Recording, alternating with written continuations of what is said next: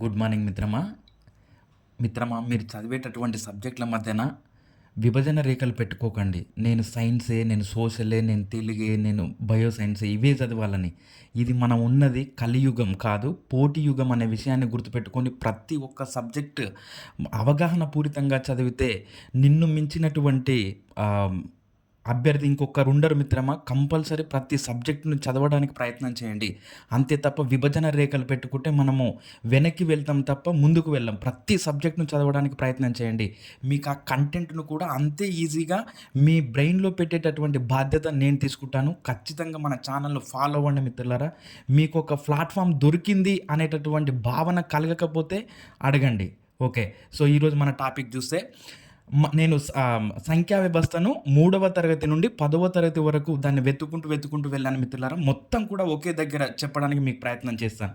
చూస్తే అంకె ఒక నిర్దిష్టమైనటువంటి విలువ కలిగిన దానిని అంకె అని అంటారు. ఉదాహరణకు 0, 1, 2, 3 ఇట్లా 9 వరకు ఉన్నటువంటి వాటిని మనం గుర్తులు అని అంటాము. అదేవిధంగా ఈ అంకెల సహాయంతో ఏర్పడే వాటిని సంఖ్యలు అని అంటాము. ఎప్పుడైతే ఈ అంకెలను ఉపయోగించి మనము రాసేటటువంటి వాటినే సంఖ్యలు అని అంటాము. ఉదాహరణకు 10, 25, 100, 50 వీటిని ఉపయోగించుకొని రాసేటటువంటి వాటిని సంఖ్యలు అని అంటాము. మరి సంఖ్యలలో చాలా రకాలు ఉన్నాయి, అవేంటో చూద్దాం. సరి సంఖ్యలు 2 చేత నిశేషంగా భాగించబడే వాటిని సరి సంఖ్యలు అని అంటారు. బేసి సంఖ్యలు 2 చేత నిశేషంగా భాగించబడని వాటిని బేసి సంఖ్యలు అని అంటారు. కారణాంకాలు లేదా భాజకాలు అనగా ఒక సంఖ్యను నిశేషంగా భాగించే సంఖ్యలను ఆ సంఖ్య యొక్క కారణాంకాలు అని అంటారు. నేను ఇక్కడ ఉదాహరణకు చూడండి మిత్రులారా, 4 తీసుకున్నాను. 4 యొక్క కారణాంకాలు చూస్తే 1, 2, 4 అంటే ఏంటి? ఈ 4ను భాగించేటటువంటి సంఖ్యలు ఇవి. అదేవిధంగా నేను 6 తీసుకున్నాను. 6 యొక్క కారణాంకాలు చూస్తే 1, 2, 3, 6 అంటే 6 యొక్క కారణాంకాలు ఇగో 6ను భాగించేటటువంటి సంఖ్యలు ఇవి. అదేవిధంగా ఇక్కడ మీరు గమనిస్తే ఒక సంఖ్య యొక్క కారణాంకాలలో కనిష్ట సంఖ్య 1 అవుతుంది, గరిష్ట సంఖ్య అదే సంఖ్య అవుతుంది. ఒక సంఖ్య యొక్క కారణాంకాలు పరిమితంగా ఉంటాయి, ఒక సంఖ్య యొక్క కారణాంకాలను మనం లెక్కగట్టవచ్చు. అదేవిధంగా 1 అనేది ప్రతి సంఖ్యకు ఒక కారణాంకం అవుతుంది కాబట్టి దాన్ని విశ్వ కారణాంకం అని అంటాము. ఇది మనకు కారణాంకాల గురించి. అదేవిధంగా ప్రధాన సంఖ్యలు అనగా 1 మరియు దానికదే కారణాంకంగా గల వాటిని ప్రధాన సంఖ్యలు అని అంటాము. అంటే ఏంటి? ఇక్కడ నేను ఉదాహరణ తీసుకున్నాను చూడండి మిత్రులారా. 2 తీసుకుంటే దీని కారణాంకాలు చూస్తే 1, 2, 3 తీసుకుంటే 1, 3 అంటే 2 ఉన్నాయి. 1 మరియు దానికదే కారణాంకాలుగా ఉన్నాయి తప్ప ఇంకా వేరే ఏం లేవు. ఇలా 1 మరియు దానికదే కారణాంకాలుగా గల సంఖ్యలను ప్రధాన సంఖ్యలు అని అంటారు. ఈ ప్రధాన సంఖ్యలు మనకు 1 నుంచి 100 వరకు 25 కలవు. ఆ 25లో కూడా 1 నుంచి 50 లోపు 15 ఉన్నాయి, 50 నుంచి 100 లోపు 10 ఉన్నాయి. అవేంటో చూస్తే 2, 3, 5, 7, 11, 13, 17, 19, 23, 29, 31, 37, 41, 43, 47, 53, 59, 61, 67, 71, 73, 79, 83, 89, 97 అంటే ఇలా మనకు ప్రధాన సంఖ్యలు 1 నుంచి 100 వరకు 25 కలవు. అదేవిధంగా కవల ప్రధాన సంఖ్యలు అనగా ఏ 2 ప్రధాన సంఖ్యల మధ్య భేదము 2 ఉన్నా వాటిని కవల ప్రధాన సంఖ్యలు అని అంటారు. ఇక ఉదాహరణకు నేను ఇక్కడ తీసుకున్న చూడండి 3, 5 ఈ 3, 5కు మధ్యన భేదం 2 ఉంది. 5, 7 ఈ రెండింటికి మధ్యన భేదం 2 ఉంది. 11, 13 భేదం 2 ఉంది. ఇలా ఏ 2 ప్రధాన సంఖ్యల మధ్యనైనా భేదం 2 ఉంటే వాటిని కవల ప్రధాన సంఖ్యలు అని అంటారు. ఇలా మనకు 1 నుంచి 100 వరకు ఎన్ని ఉన్నాయంటే 8 ఉన్నాయి. అదేవిధంగా పరస్పర ప్రధాన సంఖ్యలు లేదా సహప్రధాన సంఖ్యలు అనగా ఏవైనా 2 సంఖ్యల గరిష్ట ఉమ్మడి కారణాంకం గాసాక 1 అయితే వాటిని మనము పరస్పర ప్రధాన సంఖ్యలు లేదా సహప్రధాన సంఖ్యలు అని అంటాం. ఇక ఉదాహరణకు చూడండి మిత్రులారా, నేను 4, 15 తీసుకున్నాను. 4 యొక్క కారణాంకాలు రాస్తే 1, 2, 4. 15 యొక్క కారణాంకాలు రాస్తే 1, 3, 5, 15. ఈ రెండింటి యొక్క కారణాంకాలలో ఉమ్మడిగా ఉండాలి, అదే ఒకటే ఉండాలి. ఉమ్మడిగా ఉండాలి, ఒకటి తప్ప ఇంకా ఏమీ ఉండొద్దు కారణాంకాలు. సో 4 మరియు 15 యొక్క కారణాంకాలలో మనము చిన్నది గాసాక ఏంటి అని అంటే 1. వీటిని మనము పరస్పర ప్రధాన సంఖ్యలు లేదా సహప్రధాన సంఖ్యలు అని అంటారు. అదేవిధంగా సంయుక్త సంఖ్యలు అనగా 3 లేదా అంతకంటే ఎక్కువ కారణాంకాలు కలిగిన వాటిని సంయుక్త సంఖ్యలు అని అంటారు. అంటే ఇక్కడ చూడండి, నేను ఒక ఉదాహరణ తీసుకున్నాను, 12 తీసుకున్నాను. దీని కారణాంకాలు రాస్తే 1, 2, 3, 4, 6, 12 అంటే ఏంటి? ఇక్కడ 12కు 3 కంటే ఎక్కువగా కారణాంకాలు ఉన్నాయి. ఇక్కడ 16 కూడా 3 కంటే ఎక్కువ కారణాంకాలు ఉన్నాయి. అలా 2 ఉంటే ప్రధాన సంఖ్యలు, 3 కంటే ఎక్కువగా ఉంటే అవి సంయుక్త సంఖ్యలు అవుతాయి. ఈ విధంగా 3 లేదా అంతకంటే ఎక్కువ కారణాంకాలు కలిగిన వాటిని సంయుక్త సంఖ్యలు అని అంటాము. ఈ సంయుక్త సంఖ్యలు 1 నుంచి 100 వరకు 74 కలవు. అదేవిధంగా పరిపూర్ణ సంఖ్య లేదా శుద్ధ సంఖ్య అంటే చూద్దాం. ఒక సంఖ్య యొక్క కారణాంకాల మొత్తం ఆ సంఖ్యకు రెట్టింపు అయితే వాటిని పరిపూర్ణ లేదా శుద్ధ సంఖ్యలు అని అంటారు. ఉదాహరణకు చూడండి మిత్రులారా, 6 యొక్క కారణాంకాలు చూసుకుంటే 1, 2, 3, 6 ఈ 1 + 2 + 3 + 6 కూడితే 12. అంటే ఏంటి, ఒక సంఖ్య యొక్క కారణాంకాలు ఆ సంఖ్యకు రెట్టింపు అయితే వాటిని పరిపూర్ణ సంఖ్య లేదా శుద్ధ సంఖ్య అని అంటాము. అదేవిధంగా అమికేబుల్ నెంబర్స్ మరి మనకి ఈడ పరిపూర్ణ సంఖ్యలు లేదా శుద్ధ సంఖ్యలు ఏమేమి ఉన్నాయంటే 6, 28, 496, 8128, 6, 28, 496, 8128. సో ఇప్పటి వరకు ఇవే ఉన్నట్టుగా చెప్తా ఉన్నారు. సో ఇవి మనకు పరిపూర్ణ సంఖ్యలు లేదా శుద్ధ సంఖ్యలు. తర్వాత అమికేబుల్ నెంబర్స్ ఏంటి అని అంటే చూడండి ఒకసారి, ఏ యొక్క కారణాంకాల మొత్తం ఏకి తప్ప బీకి, బి యొక్క కారణాంకాల మొత్తం బీకి తప్ప ఏకి సమానమైతే వాటిని అమికేబుల్ నెంబర్స్ అని అంటాం. ఇంకో ఉదాహరణ చూస్తే అర్థమవుతుంది చూడండి మిత్రులారా. ఇక్కడ నేను 220, 284 ఉంది. అంటే 220 యొక్క కారణాంకాల మొత్తము 220కి సమానం కాకుండా 284కు సమానం అవుతుంది. అదేవిధంగా 284 యొక్క కారణాంకాలు తీసుకుంటే 284కు సమానం కాకుండా 220కి సమానం అవుతుంది. అలా ఒక సంఖ్య యొక్క కారణాంకాల మొత్తం దానికి కాకుండా దాని పక్కన ఉన్న దానికి, అదేవిధంగా ఇంకో సంఖ్య బి యొక్క కారణాంకాల మొత్తం దానికి కాకుండా దాని ఏకు సమానమైతే వాటిని మనము అమికేబుల్ నెంబర్స్ అని అంటాము. అదేవిధంగా ఇట్లా మరి ఏమేమి ఉన్నాయంటే 220, 284, 17,296, 18,416. సో ఇవి మనకు అమికేబుల్ నెంబర్స్గా ఉన్నాయి. అదేవిధంగా గుణిజాలు అంటే చూడండి, ఒక సంఖ్యను 1, 2, 3, 4 అనే సహజ సంఖ్యల చేత అనేటటువంటి సహజ సంఖ్యల చేత గుణించగా వచ్చేటటువంటి లబ్ధాలను ఆ సంఖ్య యొక్క గుణిజాలు అని అంటాము. ఇగో నేను 2ను 1 తోటి గుణించాను, 2 వచ్చింది. 2ను 2 తోటి గుణించాను, 4 వచ్చింది. 2ను 3 తోటి గుణకారం చేయగా 6 వచ్చింది. 2ను 4 తోటి గుణకారం చేయగా 8 వచ్చింది. అంటే ఒక సంఖ్యకు గుణిజాలు అనేవి అపరిమితంగా ఉంటాయి. ఒక సంఖ్య యొక్క గుణిజాలలో అదే సంఖ్య కనిష్ట సంఖ్య అవుతుంది, మనము గరిష్ట సంఖ్యను చెప్పలేము. ఇంకో చూడండి, 2 యొక్క గుణిజాలలో కనిష్ట సంఖ్య 2 అవుతుంది. 3 యొక్క గుణిజాలలో కనిష్ట సంఖ్య 3 అవుతుంది.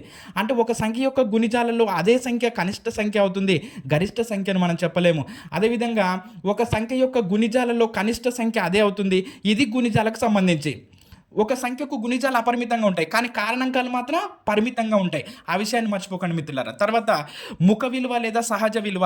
ఒక అంకెకు స్వతహాగా ఉండేటటువంటి విలువను ముఖ విలువ లేదా సహజ విలువ అని అంటారు. స్థాన విలువ అనగా ఒక అంకెకు దాని స్థానాన్ని బట్టి వచ్చే విలువను స్థాన విలువ అని అంటారు. 0కు స్థాన విలువ ఉండదు. అదేవిధంగా భాజనీయ సూత్రాలు అనగా భాగహారం చేయకుండానే ఇచ్చిన సంఖ్య కావలసిన సంఖ్య చేత భాగించబడుతుందో లేదో తెలిపేటటువంటి సూత్రాలనే మనము భాజనీయ సూత్రాలని అంటాము. సో అంటే ఏంటి, మనము భాగించాల్సిన అవసరం లేదు, అలా భాగించకుండానే మనము ఇది ఏ సంఖ్య చేత భాగించబడుతుందో చెప్తే వాటిని మనము భాజనీయ సూత్రాలు అని అంటాము. సో చూస్తే 2, 5, 10 ఇంకో ఇలా గుర్తుపెట్టుకోవడానికి ప్రయత్నం చేయండి మిత్రులారా. భాజనీయ సూత్రాలు ఇగో 2, 5, 10. మరి 2 యొక్క భాజనీయ సూత్రం ఏంటి అని అంటే, ఒక సంఖ్య యొక్క 1ల స్థానంలో 0 కానీ 2 కానీ 4 కానీ, అంటే ఒక సంఖ్య యొక్క 1ల స్థానంలో 0, 2, 4 సరి సంఖ్య ఉంటే అది 2 చేత నిశ్శేషంగా భాగించబడుతుంది. ఇంకో నేను ఇక్కడ ఫర్ ఎగ్జాంపుల్ ఇంకో 364 తీసుకున్నా, అంటే 1ల స్థానమే చూసుకోవాలి మనం. సో 1ల స్థానంలో 4 ఉంది కాబట్టి ఇది ఆటోమేటిక్గా మొత్తం కూడా 2 చేత నిశ్శేషంగా భాగించబడుతుందని చెప్పొచ్చు అనమాట.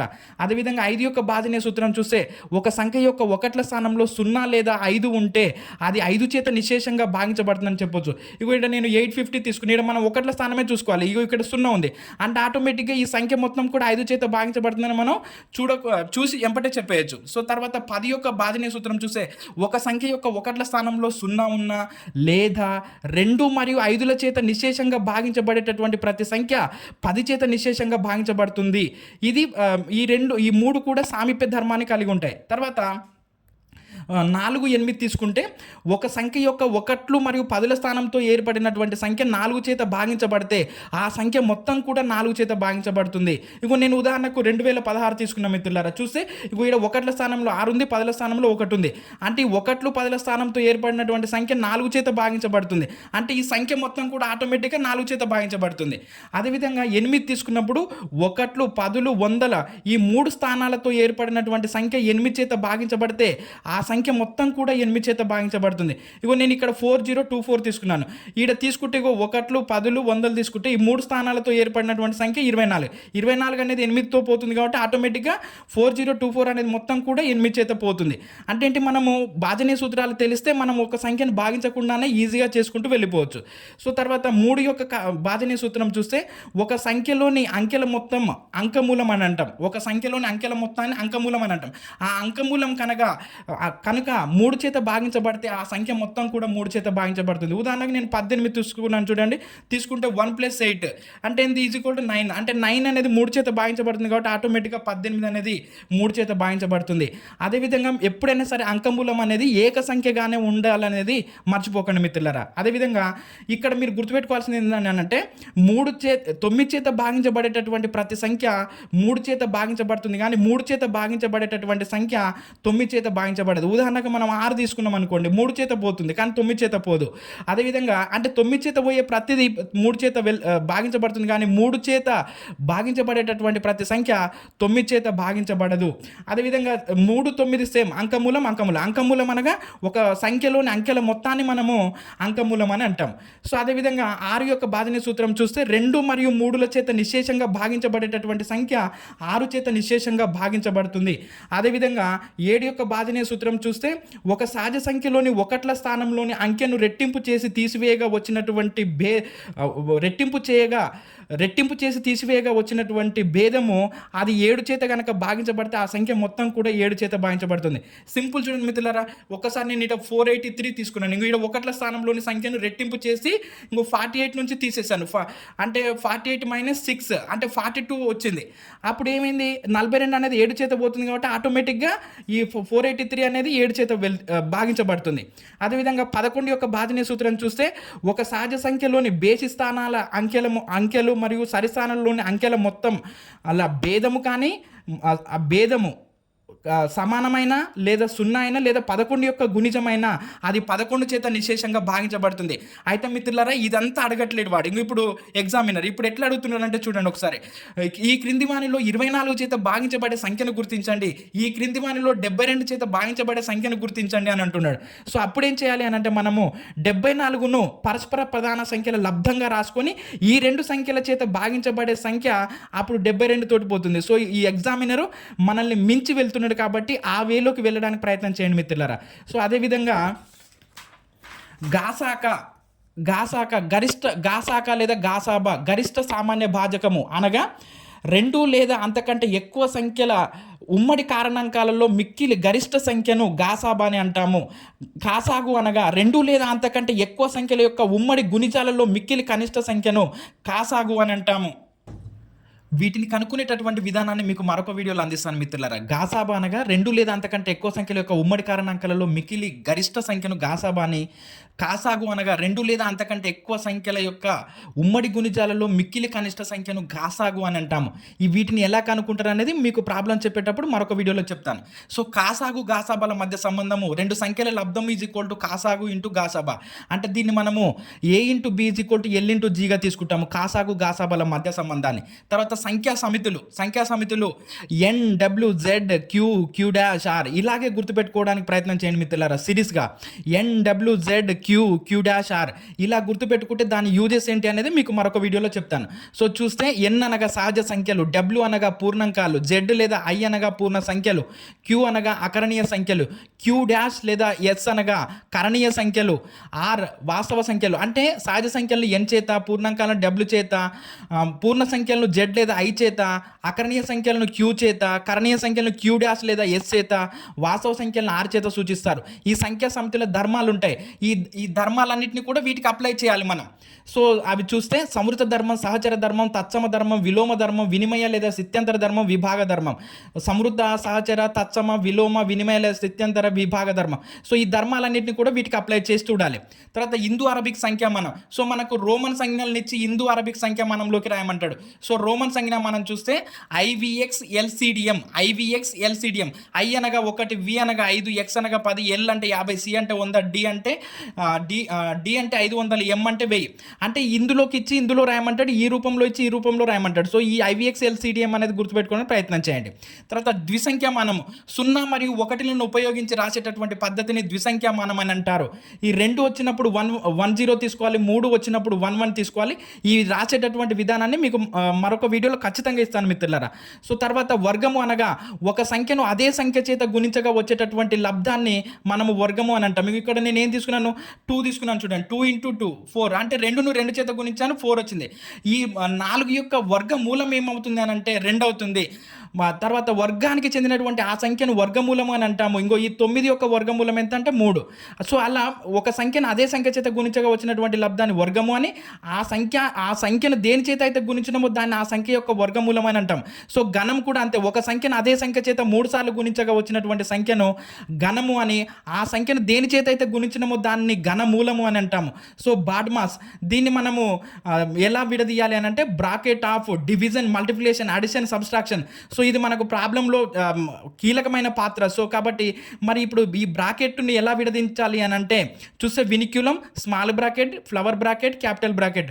సో ఇది మనకు బ్రాకెట్లు పెట్టి ప్రాబ్లంలో ఇస్తాడు. ఈ బ్రాకెట్లను ఒక్కొక్కటి తొలగిస్తూ ఈ ధర్మాలన్నిటిని కూడా అప్లై చేస్తూ మనం రావాలి. సో ఇది ఎలా ఉంటుందనేది మీకు మరొక వీడియోలో అందిస్తాను. అదేవిధంగా సో చూస్తే భిన్నాలు అనగా ఒక వస్తువు లేదా వస్తువుల సమూహాన్ని సమానంగా పంచడాన్ని భిన్నము అని అంటారు. సో భిన్నం = లవము బై హారము. భిన్నంలో రకాలు ఉన్నాయి. సో క్రమభిన్నము, లవం తక్కువ హారం ఎక్కువగా ఉంటే దాన్ని క్రమభిన్నం అని. దీన్ని క్రమభిన్నాల యొక్క విలువ 1 కంటే తక్కువగా ఉంటుంది. అపక్రమ భిన్నం అనగా లవం ఎక్కువ హారం తక్కువగా ఉంటే వాటిని అపక్రమ భిన్నాలని అంటారు. వీటి విలువ 1 లేదా 1 కంటే ఎక్కువగా ఉంటుంది. మిశ్రమ భిన్నం అంటే ఒక పూర్ణ సంఖ్య మరియు క్రమభిన్నమును కలిపి మిశ్రమ భిన్నము అని అంటారు. అదేవిధంగా సజాతి హారాలు సమానంగా ఉంటే వాటిని సజాతి భిన్నాలు అని, అదేవిధంగా హారాలు వేరువేరుగా ఉంటే వాటిని విజాతి భిన్నాలు అని అంటారు. సమాన భిన్నాలు అంటే ఒక భిన్నంలోని లవహారాలను వివిధ స్థిర సంఖ్యలతో గుణించగా వచ్చేటటువంటి భిన్నాలను సమాన భిన్నాలు అంటారు. ఏకాంక లేదా యూనిట్ భిన్నాలు అంటే లవం 1 కాగల భిన్నాలను ఏకాంక లేదా యూనిట్ భిన్నాలు అని అంటారు. మనకి దీని మీద ప్రాబ్లమ్స్ ఎట్లా వస్తున్నాయి అంటే భిన్నాల సంకలనం, వ్యవకలనం, గుణకారం, ఆరోహణ, అవరోహణ, చిన్న భిన్నం ఏంటి, పెద్ద భిన్నం ఏంటి, చిన్న భిన్నానికి పెద్ద భిన్నానికి మధ్య ఉన్న తేడా ఎంత, ఇలా క్వశ్చన్స్ వస్తున్నాయి మిత్రులారా. ఇది ఈ భిన్నాల మీద వస్తున్నటువంటి మన క్వశ్చన్ ఫార్మేషన్. తర్వాత దశాంశ భిన్నాలు అంటే హారాలలో 10, 100, 1000 ఇట్లా సున్నాలతో కూడినటువంటి సంఖ్యలు హారాల స్థానంలో ఉంటే వాటిని మనం దశాంశ భిన్నాలు అని అంటాం.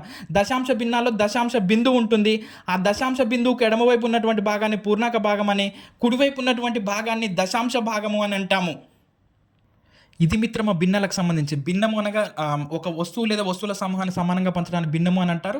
అందులో రకాల క్రమ భిన్నం, అపక్రమ భిన్నం, మిశ్రమ భిన్నం, సజాత భిన్నాలు, విజాత భిన్నాలు, సమాన భిన్నాలు, ఏకాంక లేదా యూనిట్ భిన్నాలు, దశాంశ భిన్నాలు. దశాంశ భిన్నాలు అనగా హారాలలో 10, 100, 1000, 10,000 ఇట్లా హారాలలో సున్నాలతో కూడినటువంటి సంఖ్యలు ఉంటే వాటిని మనం దశాంశ భిన్నాలు అని అంటాం. దశాంశ బిందువుకు ఎడమవైపు ఉన్నటువంటి భాగాన్ని పూర్ణాంక భాగం అని, కుడివైపు ఉన్నటువంటి భాగాన్ని దశాంశ భాగం అని అంటారు. దశాంశ భాగం విలువ 1 కంటే తక్కువగా ఉంటుంది. అదేవిధంగా కొలమానాలు ఉంటాయి మనకు. చూస్తే ఇగో మనం కరెన్సీని రూపాయలలో, దూరాన్ని మీటర్లలో, ఘన పదార్థాలను కిలోగ్రాములలో, ద్రవ పదార్థాలను లీటర్లలో, కాలాన్ని మనం సెకండ్లలో, అంటే వీటి మూల ప్రమాణాలు ఇవి. సో మనకు ఈ రూపాయలలో ఇచ్చి వాటిని వేలు ఇచ్చి వాటిని రూపాయలు, పైసలకు మార్చమంటా ఉంటాడు. సో ఈ ప్రమాణాల మీద అవగాహన ఉంటే మనం వాటిని రూపాయలు మార్చే విధానం ఉంటుంది మిత్రులారా. అదేవిధంగా ఇండో అరబిక్ సంఖ్యామానము దానికి ఆంగ్ల సంఖ్యామానం సమానం చూసుకోవాలి. చూసుకుంటే ఈ పైన ఉన్నటువంటి పవర్లో ఉన్నటువంటి సంఖ్యలు అందులో ఎన్ని సున్నాలు ఉన్నాయో తెలియజేసే మిత్రులారా ఈ పైన ఉన్నటువంటి పవర్లు. సో తర్వాత మన ఇండో అరబిక్ సంఖ్యామానం చూస్తే 1, 10, 100, 1000, 10,000, లక్ష, 10 లక్షలు, కోటి, 10 కోట్లు, 100 కోట్లు, 1000 కోట్లు, 10,000 కోట్లు, లక్ష కోట్లు. ఇగో దీనికి ఆంగ్ల సంఖ్యామానంలో సమానమైనటువంటి విలువలు 10 లక్షలు అనగా 1 మిలియన్, 100 కోట్లు అంటే 1 బిలియన్, లక్ష కోట్లు అని అంటే 1 ట్రిలియన్.